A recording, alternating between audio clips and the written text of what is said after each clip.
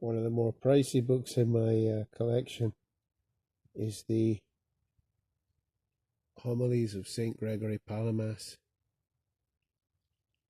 picked up for 56 quid at the Essex Monastery, who had a hand in its publication. Now, I'm only going to mention one aspect of these homilies, but the homilies are very down to earth. They're not polemical. They're when St Gregory Palamas is bishop for the last 12 years of his life, I think in Thessalonica. And I want to look at the ascetical aspects of the homilies. I'm not an expert on this. I've dipped into the homilies. I'm not going to say I've read it cover to cover, but it's one of those that every time you read a homily, or even an excerpt of the homilies, it's very, very rewarding. And furthermore, the notes at the back are absolutely excellent. There's extensive 100 pages or more of notes with the Greek and the English there. Lots of Greek from the original explained and commented on in the notes. So asceticism will look principally at the idea of prayer and fasting, coupled, as it is to the idea of the transfiguration. You see this kind of coupling of prayer with fasting, prayer and fasting with transfiguration in several of the homilies. Now, this was pointed out to me by an author in the Pentusia journal that you can pick up on Amazon and the likes. I've got a Kindle version of it.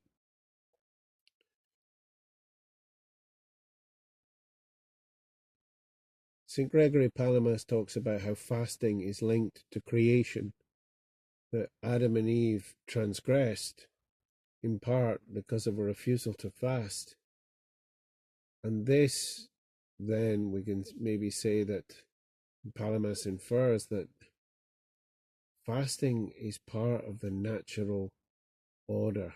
It's part of God's plan for creation, that there be fasting. Don't eat of this tree.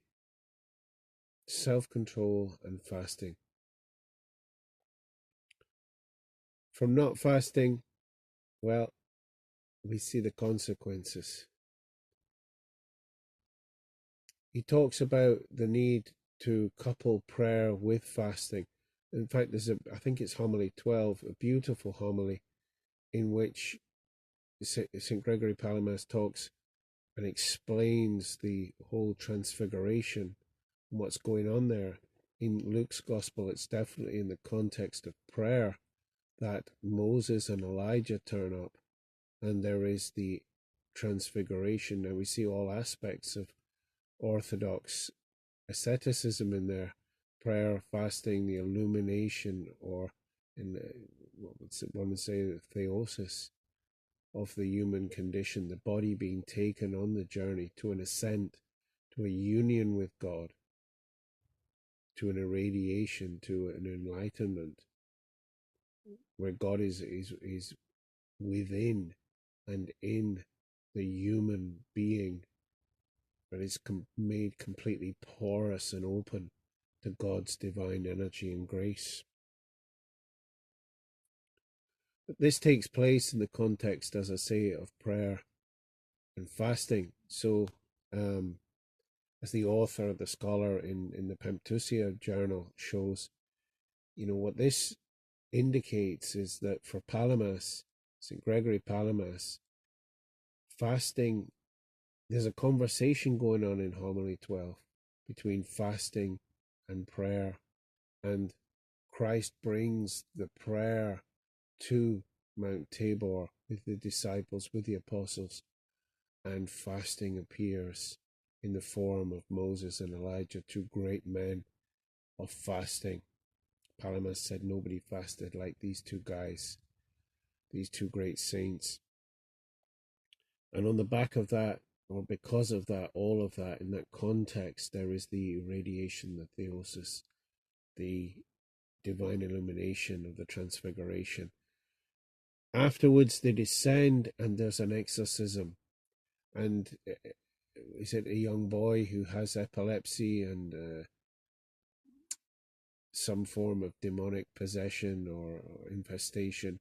And the apostles are aghast. Why couldn't we do anything? And Jesus says this kind of demon one only conquers with prayer and fasting.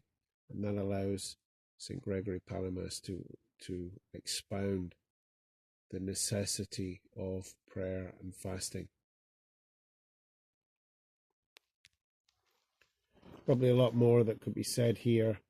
The scholar that I've been reading, he says, fasting is an ecclesiastical event. It's tied up with the seasons of the church. So in Great Lent, fasting occurs Monday to Friday, and then self-control Saturday and Sunday.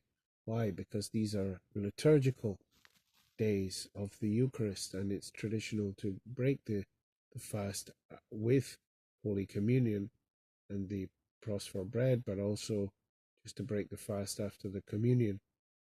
But then these are days of self-control, and therefore for Palamas it's equally important, the idea of self-control alongside absolute fasting, especially in the context of Lent.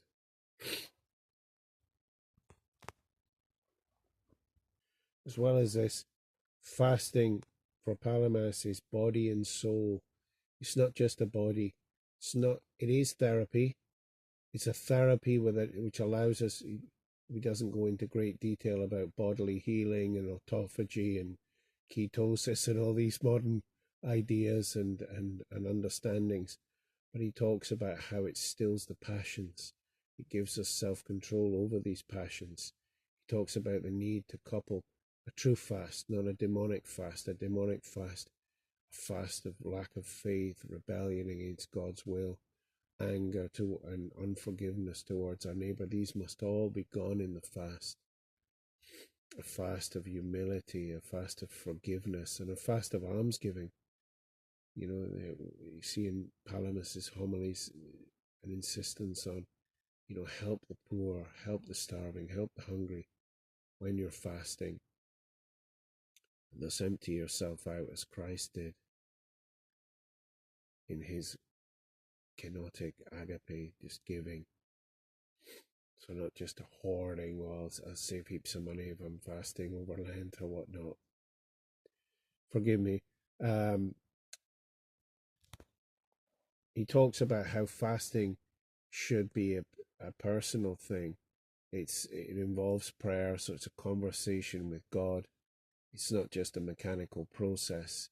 And this returns us back to this homily 12, where Moses and Elijah are the as it were the embodiment of fasting, conversing with Jesus, the embodiment of prayer as well as fasting.